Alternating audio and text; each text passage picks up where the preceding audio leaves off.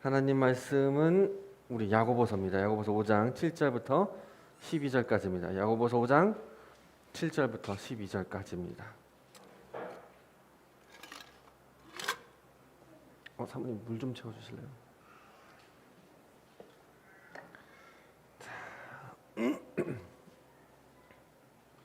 5장 7절부터 12절까지입니다.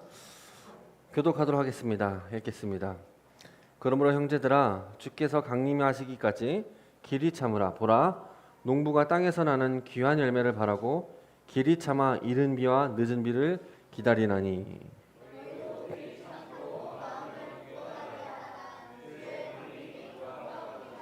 형제들아, 서로 원망하지 말라. 그리하여야 심판을 면하리라. 보라, 심판주가 문 밖에 서 계시니라.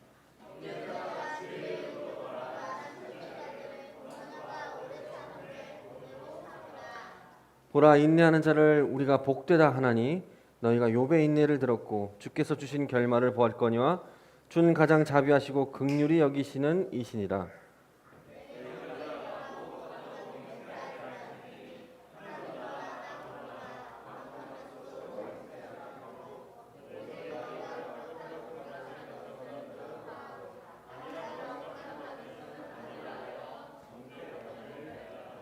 아멘. 제 목소리 잘 들리세요? 잘 들려요? 네, 다행입니다. 오늘은 이제 야고보서 시리즈가 거의 끝나갑니다. 한 2번 정도 나누면 좀 끝날 것 같은데, 오늘은 교회의 인내, 또 영광이라는 제목으로 좀 나누려고 합니다. 인내하면, 기다림하면 대부분 사람들은 그냥 어쩔 수 없이 그냥 버티는, 뭔가 시간이 해결해 주겠지라는 식으로 인내하는 분들이 좀 많이 있는 것 같습니다. 단순히 그냥 버팀을 인내라고 생각하는 것 같아요. 그런데 오늘 이 본문 5장 7절을 보면은, 이 5장 7절 이하의 말씀을 보면은 단순한 감정의 억제가 아닙니다. 소망을 붙들고 살아가는 인내를 야고보는 말하고 있습니다. 제 유튜브에서 이대호 선수가 이렇게 말한 적이 있어요. 이대호 선수가 이렇게 말했더라고요. 선수가 운동을 연습하는 노력은 단순히 즐기면서 할 수 없습니다. 즐기면서는 절대 운동할 수 없습니다. 눈물과 고통으로 하는 겁니다. 그냥 연습하는 겁니다. 즐기면서 하는 거 없습니다. 왜냐하면 경기 이기기 위해서입니다. 승리하기 위해서입니다. 금메달 얻기고 높은 연봉을 받고 승리하는 그날을 위해서 노력하는 것이지 절대 즐기면서 하지 않습니다. 죽을 것 같습니다. 힘듭니다. 라고 말했습니다. 이대호 선수만 아니에요. 서장훈 선수도 아시는 분은 아실 거예요. 이런 말 했어요. 자기는 즐기면서 인생 살아를 하는 사람들이 제일 싫다. 즐기면서 인생 살 수 없다. 즐기면 성공할 수 없다. 즐기면 성공한다는 말이 이 세상에서 제일 듣기 싫다. 라고 서장훈 선수는 말했어요. 모든 운동선수는 그날을 위해 달립니다. 경기를 위해서, 승리를 위해서, 금메달을 위해서, 높은 연봉을 받기 위해서 죽어라 연습합니다. 뮤지컬 배우 조승우 아세요? 조승우 배우를 산모 아내가 좀 좋아해서 뮤지컬 좀 몇 번 봤어요. 지킬 앤 하이드 봤지 우리. 조승우 거 봤는데 또 다른 것도 봤어요. 와, 이분은 티켓을 잡으려면 진짜 너무 힘듭니다. 저희는 1등석 한 번도 간 적 없어요. 근데 조승우 배우가 그리스도인인 건 아세요? 그리스도인이에요. 이분이 이렇게 말했어요. 어떤 인터뷰에서 저 그리스도인입니다. 저는 공연이 있을 때 뭐 3개월 대구, 뭐 3개월 부산, 뭐 6개월 서울 이렇게 있을 때 저는 지방에 가건 어딜 가건 전 교회 가는 것 빼고는 외출하지 않습니다. 왜냐하면 나는 무대를 위해 오르기 위해 그것을 위해 전력을 다합니다. 그래서 관리를 합니다. 나의 모든 일정은 무대를 위해서 살아갑니다. 저는 병원을 가는데 단지 무대에서 성대 걸릴 때문에 병원 다닙니다. 감기 걸리면 안 되니까 병원 가는 것, 연습하는 것 빼고 자신이 작년에 외부에 나가서 식사를 하고 커피를 마시는 경우가 1년에 7번밖에 없었다고 합니다. 자기는 외부 사람도 안 만난다고 합니다. 왜요? 무대를 위해서 그렇게 산다고 합니다. 야고보 사도도 7절에 이런 말합니다. 농부를 예로 듭니다. 농부의 기다림이 뭐냐라고 하니까 씨를 뿌리고 잡초를 뽑고 벌레와 싸우고 뜨거운 여름을 보냅니다. 그러나 그는 아직 열매를 얻지 못했어요. 이제 그것을 갖고 와갑니다. 이른 비와 늦은 비를 기다리면서 오늘 해야 할 일을 충실하게 해 나가야 됩니다. 그의 기다림이 뭐예요? 농부의 기다림이 그냥 방관하는 게 아닙니다. 가을 되면 언젠간 좋은 열매가 나겠지. 아닙니다. 이 시간은, 이 기간은 참여하는 기다림이라는 겁니다. 그 기다림의 방법은 두 가지가 있습니다. 오늘 이 본문에 인내라고 하는 단어가 있어요. 헬라어 인내라는 단어. 근데 인내라는 단어를 야고보가 다 동일한 단어로 쓰지 않습니다. 딱 두 단어로 씁니다. 첫 번째로 볼 게 7절에 기다림이라는 두 번, 8절과 10절에 한 번씩 썼는데 인내라고 기다림이라고. 여기에 단어가 어떠냐면 마르크 수메오예요. 근데 이 단어는 어떤 의미를 갖고 있냐면 기다리는데 기다림 가운데 자발적인 자제력, 어떤 목적 있는 기다림, 신앙 안에서 능동적 인내, 적극적 인내를 표현할 때 씁니다. 어쩔 때요? 어떤 지점이 있는데 거기까지 적극적으로 인내하는 거, 능동적으로 인내하는 거, 신앙인으로서 그냥 방관하는 게 아니라 적극적으로 참여하는 인내를 말합니다. 근데 여기 인내를 보면 본문을 잘 보면 인내에 항상 목표점이 있습니다. 목표가 있습니다. 목적이 있습니다. 농부는 추수할 때 추수 때를 기다리죠. 열매를 수확할 날을 기다립니다. 8절의 인내 기다리면은 주님 오시는 그 강림하시는 날이 있음을 기다립니다. 우리가 언젠가 하나님의 나라에 들어간다는 그 목적이 있고 끝이 있다는 겁니다. 마치 아까 운동선수가 경기를 통해 승리해야 한다는 거고 금메달이라는 목표가 있는 것처럼 끝이 있다는 겁니다. 10절에 선지자들도 기다린대죠. 주님 오신다는, 메시아가 오신다는 그 끝이 있다는 겁니다. 그 끝에 열매가 있고 멸관이 주어진다는 겁니다. 야고보는 여기 단어에 마르크 수메오라는 단어를 통해서 뭐한다? 자발적인 인내, 목적 있는 기다림, 믿음 안에서 적극적 오래 참음, 이와 같은 인내를 말하고 있어요. 단순히 시간을 흘려보내는 게 아니에요. 자발적이고 적극적이고 능동적으로 하나님 나라를 중심으로 삶을 살아가는 사람들, 철저하게 주님의 오심을 고대하고 인내하고 그 나라를 소망을 갖고 살아가는 사람들, 나에게 면류관이 주어질 것이라는 그 기쁨 가운데 살아가는 사람들, 그게 믿음의 삶입니다.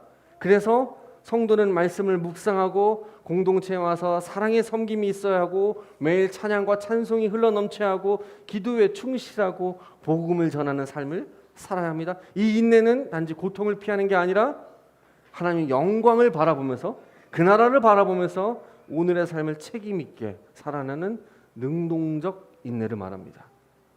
자, 그런데 오늘 본문 읽은 가운데 인내라는 단어가 더 있습니다. 11절 보면은 인내가 쓰여 있습니다. 11절에 두 번 인내를 씁니다. 욥의 인내를 쓰면서 여기에 단어는 마르크 수메오가 아니에요. 히포메노입니다. 히포메노라는 단어는 어떤 뜻이냐? 어떤 의미냐면 어떤 무거운 압박 아래에 있을 때 너무 무거운 압박, 무거운 무게가 나를 짓눌러요. 나를 견딜 수 없도록 나를 짓눌러요. 그 압박 가운데 견디어내는 강도, 그거를 히포메오라고 씁니다. 히포메노라고 써요. 너무 무거워요. 너무 극심한 고통 가운데 있어요. 그 고난이 감당할 수 없을 정도의 강도예요. 몸부림치며 그 압박을 견디어내는 인내.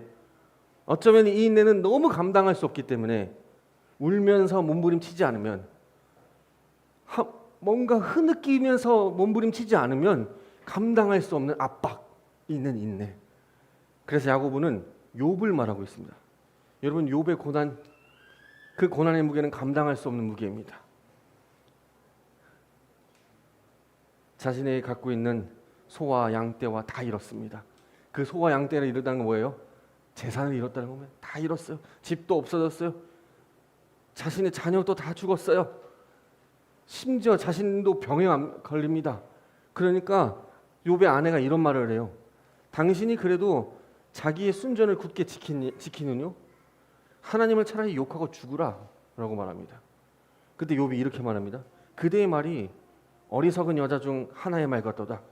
우리가 하나님께 복을 받았는데 재앙도 받지 아니하겠느냐, 이렇게 말합니다. 그러면서 성경이 욥기 2장에 이렇게 선언합니다. 이 모든 일에 욥이 입술로 범죄치 아니했다라고 말합니다. 그런데 여러분 욥기 읽어보셨어요? 욥기 읽어보셨어요? 욥이 정말 끝까지 불평하지 않았을까요? 욥은 말로도 범죄하지 않았을까요? 근데 욥기를 자세히 보면 욥은 인내를 포기한 사람처럼 불평과 원망을 쏟아냅니다. 도저히 이해할 수 없는 엄청난 고난이 닥칠 때 자신이 갖고 있던 그 재산을 다 날리고 다 없어지고 자신이 가지고 기르고 있던 그 자녀들도 다 죽고 심지어 아내마저 저주하라고 욕을 하고 자신이 병에 걸렸을 때 도저히 감당할 수 없는 이해할 수 없는 엄청난 고난이 닥쳤을 때 울부짖으면서 처절하게 한탄합니다. 욥은 그 고통을 견디느라 차라리 그냥 내가 죽었으면 좋겠다고 토로하기도 합니다. 하나님께 제발 좀 나를 좀 놔달라고 말합니다. 욥기 7장 13절 이렇게 말합니다. 공동 번역이요. 한번 볼까요? 7장 13절 이렇게 말합니다. 침상에라도 누우면 편안하고 잠자리에도 들면 고통을 잊을까 했더니 어찌하여 무서운 꿈과 몸소리 쳐지는 환상으로 나의 단잠을 깨우십니까? 하나님, 견딜 수 없는 이 고통을 당하느니 차라리 내 숨통을 끊어주십시오. 언제까지도 나 살 것도 아닌데 제발 좀 내버려 주십시오. 나의 나날은 한낱 입김이 따름입니다. 이 뭐예요? 입김 불면 사라지잖아요. 그러니 제발 좀 나를 놔달라는 겁니다. 욥은 하나님을 원망했어요. 따지고 싶었어요. 왜 이렇게 나를 괴롭게 하는지 묻고 싶었습니다. 왜 나를 이렇게 고통을 주는지, 왜 나의 사랑스러운 눈에 넣어도 아프지 않은 자녀들을 다 죽게 하는지, 왜 나의 집은 다 사라지고 재산은 사라지게 하는지, 왜 하나 있는 아내마저 원망하며 하나님을 저주하라고 했는지, 심지어 잠을 잘 수 없을 정도로 병을 주시는지. 그래서 하나님이 너무 짜증나는 겁니다. 너무 싫은 거예요. 원망밖에 안 나옵니다. 하나님의 마음을 아프게만 할 수 있으면, 그 하나님의 마음을 정말 찢어지게 갈기갈기 찢어놓을 수만 있으면 얼마든지 그렇게 하고 싶었을 것입니다. 그래서 욥은 계속 하나님께 독서를 퍼붓습니다. 우리 욥기 10장입니다. 이렇게 말합니다. 내가 몸을 일으키면 당신께서는 어찌하여 사자처럼 나에게 달려드십니까? 어찌하여 계속 나를 몰아붙이십니까? 공격을 퍼붓고 진노의 불길을 뿜으시며 계속 군대를 풀어 몰아치시니 어찌 된 일입니까? 어찌하여 나를 모태에서 나오게 하셨습니까? 차라리 그 누구의 눈에도 띄지 않게 숨져 태어나지도 않았듯이 모태에서 무덤으로 바로 갔으면 좋았을 것을 이라고 말합니다. 욥은 왜 하나님이 나를 사자처럼 달려들게 만드냐는 겁니다. 일어나기만 하면 하나님은 왜 나를 공격하는 거냐고 합니다. 인생을 왜 찢어놓냐고 하는 겁니다. 어떻게 저를 자꾸 코너로 몰아붙이냐고 말합니다. 어떻게 나를 계속 공격하시냐고 말합니다. 왜 저를 불 가운데 자꾸 쳐넣으시냐고 말합니다. 이럴 거면 차라리 태어나게 하지 말지, 아니면 태어나서라도 바로 죽게 하시지. 왜 나를 이렇게 하시는지. 욥은 하나님이 자기를 원래부터 망하게 하려고 작정하신 분이라고 믿은 것 같습니다. 왜 이런 고통을 허락했냐고 따집니다. 욥은 여기서 멈추지 않습니다. 여러분 멈추지 않아요. 욥기 자세히 보면 30장입니다. 또 합니다. 20장 뒤에 내가 당신께 부르짖었어요. 당신께서는 대답도 없고 당신 앞에 섰사오나 보고만 계십니다. 당신은 이다지도 모진 분입니다. 손을 들어 힘껏 나를 치시다니, 나를 번쩍 들어 바람에 실어 보내시고 폭풍에 휘말려 사라지게 하시다니, 어찌 모르겠습니까? 당신께서 나를 죽음으로 이끌어 가시는 것을, 모든 산자가 모여갈 곳으로 데려가시는 것을. 뭐예요? 모든 산자가 어디로 갑니까? 죽음으로. 왜 나를 자꾸 죽음으로? 여러분, 이 정도면 야고보가 욥이 믿음으로 인내한 것 같습니까? 속에 있는 말들 다 쏟아냈죠. 욥은 하나님께 불평을 서슴지 않았습니다. 하나님, 이 모든 시험의 원인이 하나님 때문이라고 말합니다. 자신이 태어난 것도 저주했어요. 하나님이 나를 죽음으로 이끄는 것이라고 생각했습니다. 욥의 말에는 분노와 원망과 아픔이 가득했습니다. 여러분, 이런 것도 인내라고 할 수 있나요? 어떠십니까? 적극적으로 순종하고 어떤 고난과 고통과 슬픔 가운데 감사하며 나아가는 것이 참된 인내가 아닌가요? 근데 왜 야고보는 욥의 인내를 본문 가운데 거론하고 있습니까? 실제로 우리도 욥과 같지 않습니까? 우리에게 닥치는 수많은 고통과 수많은 고난을 항상 감사와 순종으로 살아가십니까? 여러분 그렇게 살아가시나요? 제가 최근 매주 2일 정도 병원에 다닙니다. 이틀 정도. 제가 어떠한 잘못을 저질러서 얻은 병도 아닙니다. 저는 태어나자마자 병이 있었습니다. 태어나 보니 심장이 약해요. 안 좋아요. 지금도 살아가는 것이 은혜라고 고백하지만 병원에 가서 수많은 바늘이 나를 찌르고 검사를 하고 약을 받는데 약을 먹고 있는데 약을 먹는데 왜 나는 이 약 먹으면서 고쳐지지 않는 건지. 때로는 기침을 합니다. 피가 나옵니다. 각혈을 해요. 공포가 옵니다. 두려움이 나를 사로잡습니다. 그럴 때 갑자기 저도 모르게 그 각혈을 할 때 멈추지 않는 피를 볼 때 여러분 어떨 것 같아요? 주님 괜찮습니다. 하나님 감사합니다. 이럴 것 같아요 제가. 그래야 되는데 내가 여러분 목사님으로서 그렇게 살아야 되는데 저의 믿음이 너무 부족해요. 그걸 보면서 공포와 두려움이 나를 엄습할 때 어떤 마음이 좀 화가 납니다. 원망이 들어요. 짜증이 나요. 왜? 내가 왜? 하나님 왜 도대체 왜 나한테 이러십니까? 아니 주님께 서원한다면서 열심히 내 사역하는데 왜 나는 안 고쳐줍니까? 왜요? 이 정도면 고쳐줘야 되는 거 아닙니까? 왜 자꾸 두려움과 공포를 주십니까? 하나님 정말 살아계시는 건 맞습니까? 있으면 좀 보여주십시오. 다른 사람들은 봤다는데 왜 나에겐 보여주지 않습니까? 원망을 합니다. 그런데 제가 그렇게 하나님과 원망과 불평과 불만과 온갖 짜증을 내도 저는 하나님을 버릴 수 없습니다. 왜냐하면 하나님이 나를 그토록 사랑하는 것도 알고 있기 때문입니다. 경험했기 때문입니다. 하나님이 짜증이 나고 원망이 나고 분노가 일어나는 건 사실이지만 그러나 하나님을 가장 사랑하는 것도 사실입니다. 그래서 어떻게 보면 내가 인내하기보다는 실은 하나님께서 인내를 시작하신 것이 아닌가 생각됩니다. 하나님께서 우리를 온전함으로 열매 맺게 하기 위해서 우리를 연단해 가시는 인내를 말하는 것 같습니다. 그래서 본문에 욥의 인내로 인한 결말이라고 말하지 않습니다. 본문 자세히 보면 이렇게 말합니다. 욥이 인내했다라고 말하고 있는 게 아니라 뭐랍니까? 주께서 주신 결말은 이라고 말합니다. 주께서 주신 결말이 뭐냐면 욥의 결말이라고 말하지 않아요. 욥이 너가 이렇게 고통스럽고 버티고 욥의 결말이라고 말하지 않아요. 주의 결말이라고 말합니다. 주의 결말이라고 말해요. 야고보가. 그 주의 결말이 이렇게 말합니다. 주께서 가장 자비하시고 긍휼이 많으시다. 다시 말하면 욥이 그렇게 불평과 원망과 오해와 독설이 가득하지만 긍휼이 많으신 주께서 욥의 인내를 인내로 보셨다는 겁니다. 뭐예요? 욥이 그렇게 하나님께 욕을 퍼붓고 원망했지만 그것마저도 하나님 뭐했다? 인내로 보았다라는 겁니다. 다시 말하면 욥이 하나님과의 관계 속에서 끝까지 하나님과 남아 있었다는 겁니다.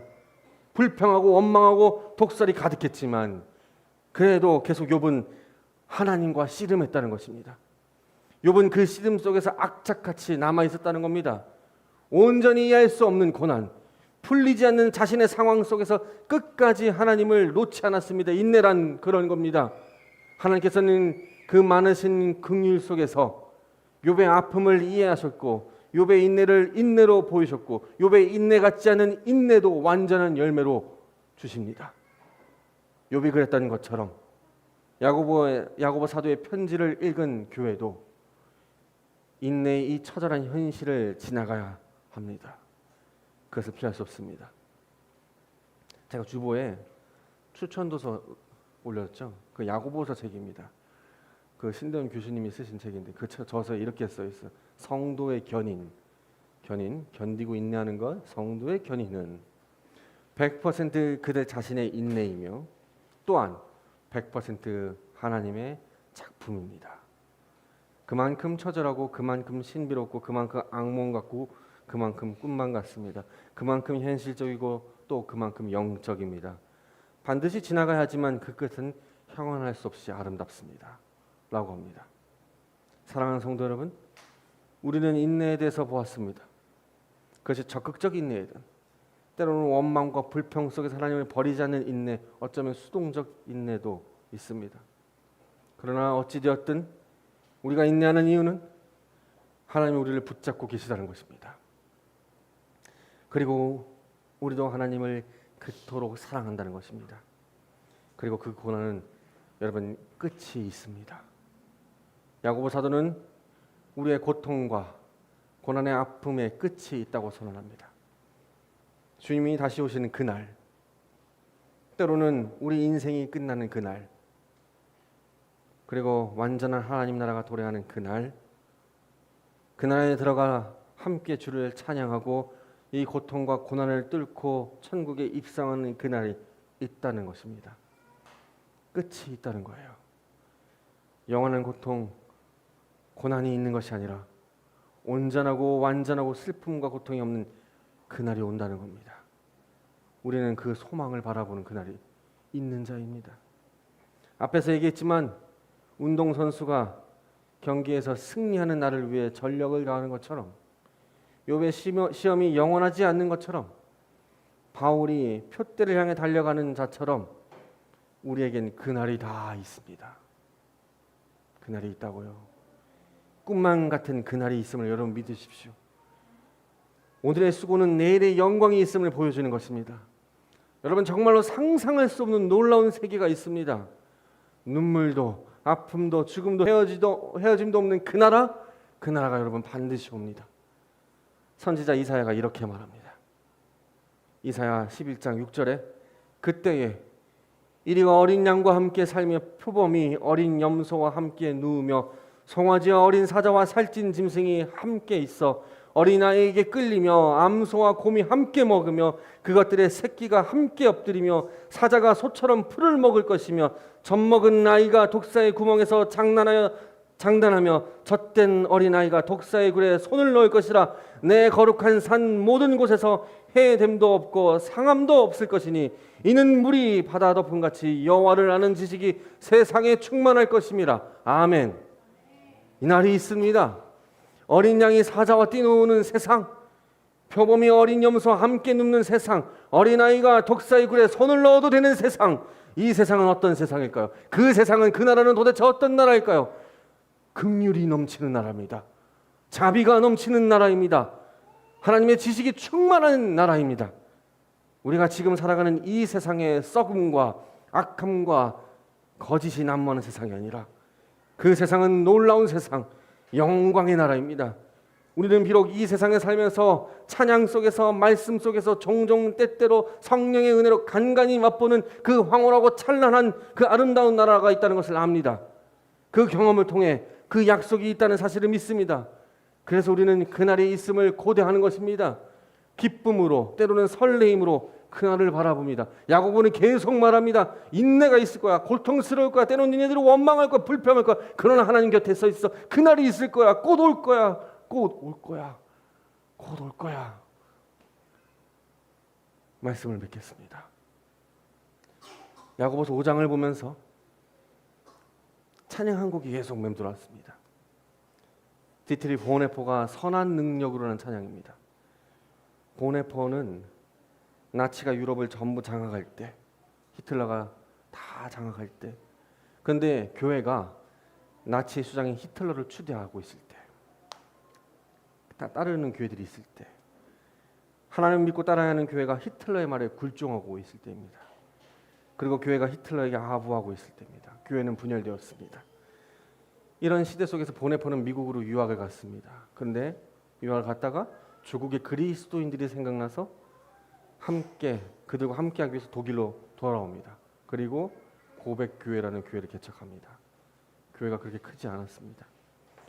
하얼빈의 안중근처럼 그는 히틀러에 대해 쓴소리를 하고 교회가 깨어 있어야 된다고 주장했습니다.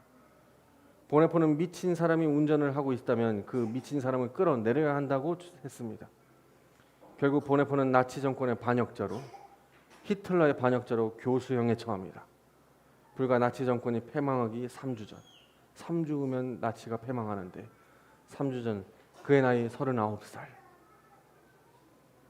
내가 이 사람을 연구하고 있거든요. 이 신학자를. 39살. 그는 죽음을 맞이합니다.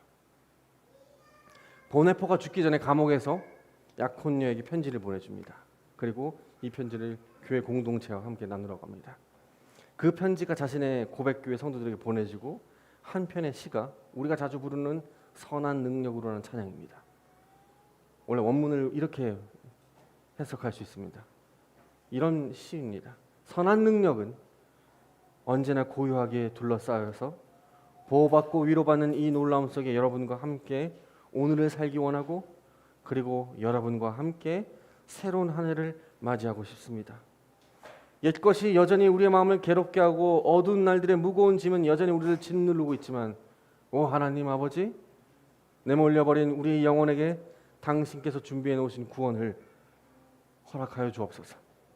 당신께서 우리의 어두움 속으로 가져오신 그 촛불들이 오늘 밝고 따뜻하게 타오르게 해주십시오. 우리가 다시 하나 되게 하여 주옵소서. 우리는 압니다. 당신의 빛이 밤을 비추고 있다는 것을 우리는 알고 있습니다. 후렴 부분입니다. 우리는 선한 능력으로 너무나도 잘 보호받고 있습니다. 믿음으로 일어날 일들을 기대하고 있습니다. 하나님께서 밤이나 아침이나 우리와 함께 하시기 때문에 내일 새로운 한 해를 맞이할 수 있습니다. 마커스가 이 편지를 다시 번역해서 찬양으로 만들었는데 찬양 가사가 좀 이렇게 오늘 설교하고 맥을 좀 같이 하는 것 같아요. 1절에 이렇게 되어 있습니다. 주 선한 능력으로 안으십니다. 그 크신 팔로 날 붙드시네. 절망 속에도 흔들리지 않고 사랑하는 주 얼굴 구하리. 그렇죠. 주께서 우리의 어떤 상황에도 항상 우리를 붙드시고 계십니다. 절망과 좌절과 고통의 순간에 우리는 그분을 놓아버리고 싶지만 그분이 우리를 놓지 않습니다. 2절에 이렇게 되어 있습니다. 이전의 괴로움 날 에워싸고 고난의 길을 걷는다 해도 주님께 모두 맡긴 우리 영혼은 끝내 승리의 날을 맞을 겁니다. 히틀러 정권이 온 세상을 뒤엎어도 그래서 고난의 길을 걷는다 해도 주님이 우리를 이끄시고 있기 때문에 우리는 승리할 겁니다. 그 날이 있습니다. 영광의 날이 있습니다. 그렇습니다. 우리에게 수많은 고통과 고난이 있습니다. 누구는 건강으로, 누구는 사랑하는 자의 죽음으로, 누구는 자신이 그렇게 수고하고 노력하는 사업이 송두리째 사라져도 끝내 승리할 날이 있습니다. 주님이 마신 고난의 쓴 잔, 3절을 쓴 잔을 우리도 감사하며 받겠습니다. 주님의 남은 고난 채워가며 예수와 복음 위에 살겠습니다. 이제 우리는 그리스도의 남은 고난, 그리스도의 남은 고난이라고 빌립보서에 있어요. 바울이 썼어요. 우리에게 남은 고난이 있어요. 그리스도께서 남기신 고난? 여러분 그리스도께서 남기신 고난이 뭘 것 같아요? 생각해봐요. 남은 고난이 뭐예요? 여러분 남은 고난이 뭐예요? 육아? 육아요? 여러분 남은 고난이 뭐예요? 뭐 직장 생활하는 거? 남은 고난이 뭘까요?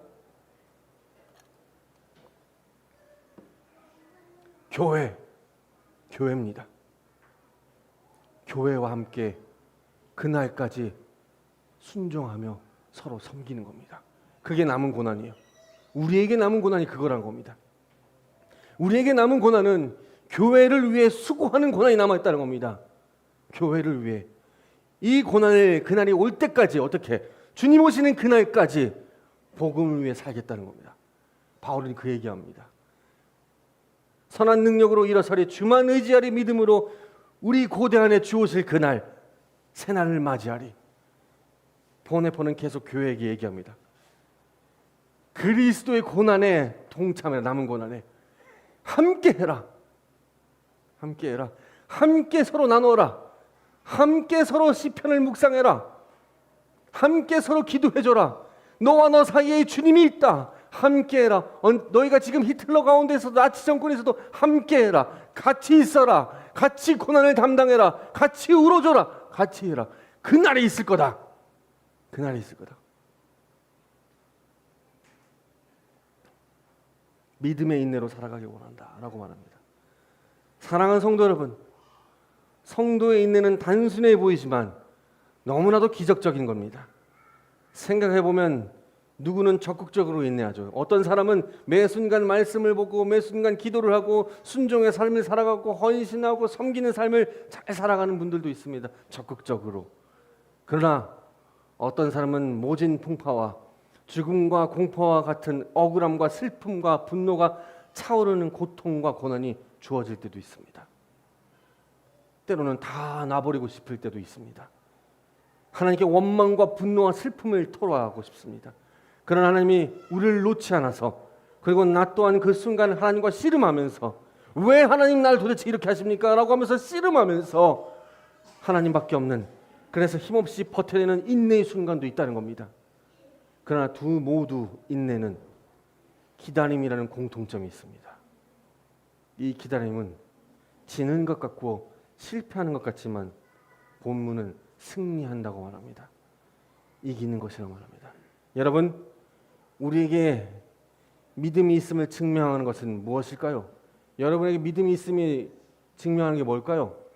교회 다니는 것? 당연하죠. 당연하죠. 여러분, 믿음이 있다는 건 교회 다니는 건 당연한 거예요. 이거는 디폴트야. 이건 디폴트야. 여러분, 믿음이 있다는 걸 증명하는 게 뭡니까? 야고보는 인내라고 말합니다. 여러분, 믿음 있어요? 기다리라고, 인내하라고. 저 교회 다녀요. 이건 믿음 디폴트야. 자꾸 이거 갖고 믿음 있다고 하죠. 인내는 믿음을 나타내는 증거입니다. 믿음은 말로 하는 거 아닙니다. 믿음은 인내로 하는 겁니다.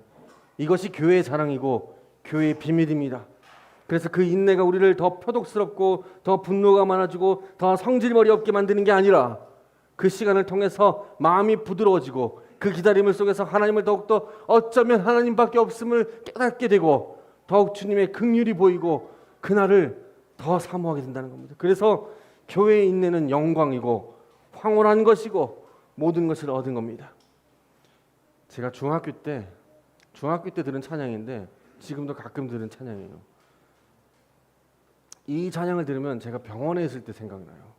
병원에 있을 때 가끔 듣는 찬양이에요. 최용덕 작사 작곡하신 인생의 고난 중에, 여러분 잘 안 들으셨을 거예요. 가사에 이런 내용이 있습니다. 당신의 인생 중에 이해할 수 없는 엄청난 고난이 닥칠 때 하나님께 감사하십시오. 이 찬양 제 중학교 2학년 때 은혜 받은 찬양이에요. 뼈를 깎고 살을 내리는 고통 가운데 아름다운 진주가 탄생하듯이 이 고난으로 말미암아 하나님은 당신을 성숙시키기 원하십니다. 아무도 하나님의 오묘하신 뜻을 우리는 알 수 없습니다. 그러나 우리가 분명히 기억해야 할 것은 이 모든 고난은 그분의 사랑으로 인한 사실을, 그 사실은 분명히 기억해야 합니다. 그래요. 우리가 인내하는 이 모든 고난의 시간들은 온 만물의 주관자이고 사랑과 지혜가 충만하시고 초월자이신 하나님의 사랑 때문이라는 것을 믿으시기 바랍니다. 그리고 인생에서 주어지는 인내는 끝이 있다는 것을, 그날이 있다는 것을, 영광과 승리의 날이 있다는 것을 믿으십시오. 사랑하는 성도 여러분, 그날이 있습니다. 썩지 않고 더럽지 않고 쇠하지 않는 그 영광의 날, 여러분 있음을 믿으십시오. 그러니 여러분 주 앞에 주어진 모든 시간과 삶의 환경 속에서 주 예수 그리스도를 바라보며 그날이 있음을 소망하며 어떤 어려움과 환경 속에서도 하나님과 씨름하면서 주님을 더욱더 붙잡으면서, 때로는 너무 힘들어서 놔버리고 싶을 때 그래도 하나님을 붙잡으면서 씨름하시면서 견디시고 인내하시고 그날이 있음을 꼭 믿으시고 살아가는 우리 교회가 되었으면 좋겠습니다. 그러기 여러분에게 그런 축복이 여러분에게 있기를 소망합니다.